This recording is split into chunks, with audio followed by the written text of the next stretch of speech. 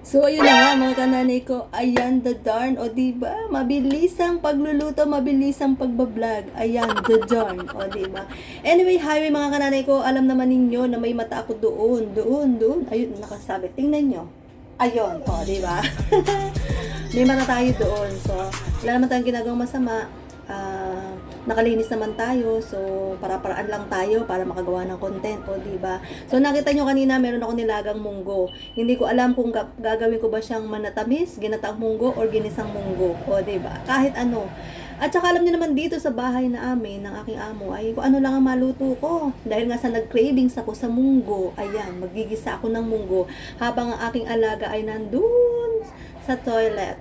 So ano nga ba aking gagawin? Ito yun mga kananay ko. Mga kananay ko, napasin nyo nga pala wala ang aking uniform, ang aking apron, di ba? Every time na magluluto ako sa kusina, ay naka-uniform ako kasi nga, ayan, nakaputi na naman ako. Kaya wala tayong apron kasi nilagay ko lang sa washing machine, sabay laba. O, di ba?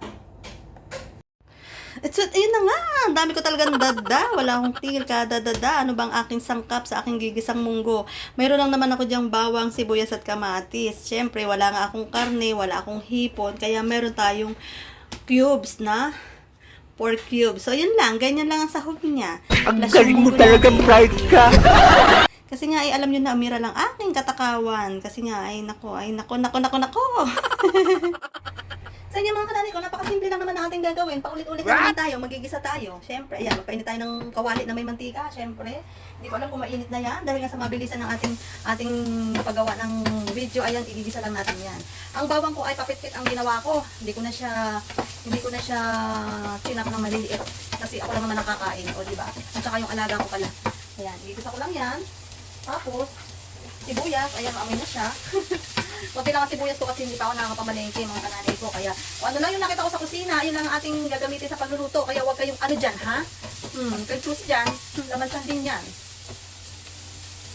Gisa natin ang kamatis. Ayan. O diba, gisa-gisa lang siya talaga mga kananay ko. Kasi nga, wala akong sangkap din sa bahay. Hindi pa ako namamalengke. Saka, ayoko rin naman ng ano, ng may karne. Kaya okay na tayo sa pork cubes. Ang importante lang mga kananay ko ay masaya kang nagluluto kahit walang sangkap yung niluluto mo. Di ba? Basta tayo magigisang munggo. Munggo pa rin yan. At lasang munggo pa rin yan. Dadan. So ayan mga kananay ko. Bisa na siyang ganyan. Tapos, kaya lang natin siyang ganyan. Tapos tatambok natin yan dun sa ating munggo. So ayan mga kananay ko. Ito yung aking nilagang munggo kanina. Konti lang siya dahil nga ako lang ang kakain. At saka yung bata. Dahil nga sa parang natakam ako sa ginisang munggo, kahit walang sahog, ayan, sasarapin lang natin yan sa tamang tinimpla. Sa tamang pagmamahal, habang nagluluto ay masaya, ayan. Shout out sa aking mga kaibigan, mga marunong magluto talaga dyan, at talaga namang hindi sila namumroblema sa kanilang lulutuin. Hello sa inyo, shout out sa inyo. Pasensya na kayo sa aking recipe. Dahil talaga namang walang sahog, di ba? So ayan mga kananay ko, ganyan lang siya. Tapos, yung ating kawali, tutubigan natin siya para yung katas niya. Ayan mga kananay ko ganyan. Tutubigan natin siya para yung katas niya dito ay makukuha pa rin natin.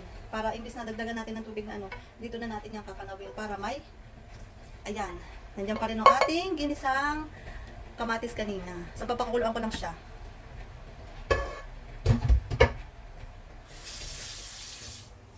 Bakasan natin mga kananay ko, ayan. Ayan lang natin siyang kumulo.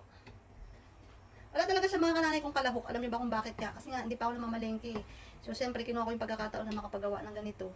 At saka, ito yung mga tinatawag na madiscarding nanay. O, di ba mga kananay ko? Yung mga may anak dyan na 3, 4, 5. Ayan. Kahit wala namang mga sahog yan eh. Basta, munggo pa rin yan. Di ba? Pero lang tayo mga kananay ko para mabuhay. Ayun na nga. At habang yan, inaantay nating kumulo. Ayan. At nagkukwentuhan tayo. Alam niyo naman ako walang kapagulan kada dada.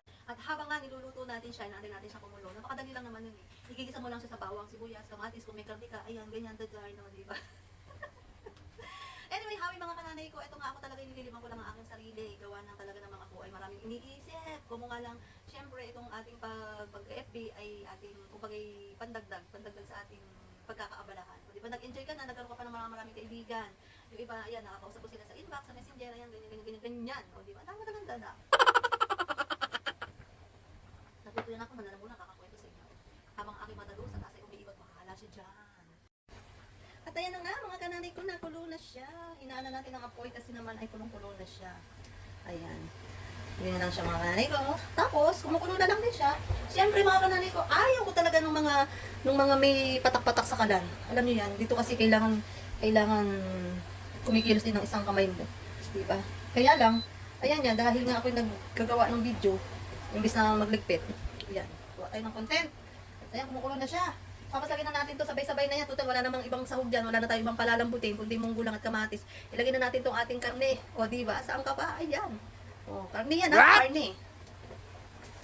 Tsaka mga kananay ko nga pala dito, hindi kami nagbe-betchin. Yung iba gumagamit lang sila ng mga chicken powder, ayan, mga ganyan. Pero dito sa akin mga amo talagang asin lang. Kaya hindi muna tayo nag-asin kasi baka masyadong umalat yung ating baboy. Ating pork cubes. Kaya mamaya natin siya dadagdagan ng asin. Di bali nang magdagdag.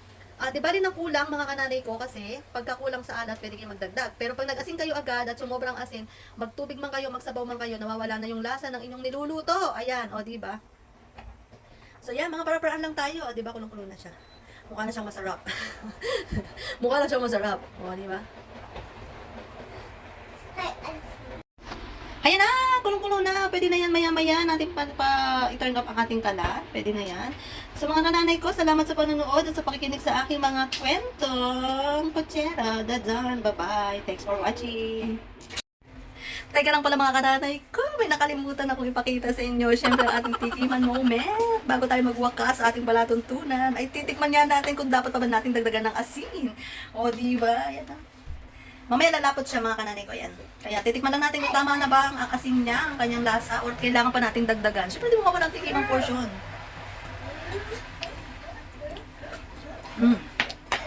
Sarap na siya. Para sa akin, okay na siya. Huwag kayong ano dyan, huwag kayong maghanap ng laman dyan ng aking niluto. Talagang munggo lang yan, munggo. Peace tayo, yeah.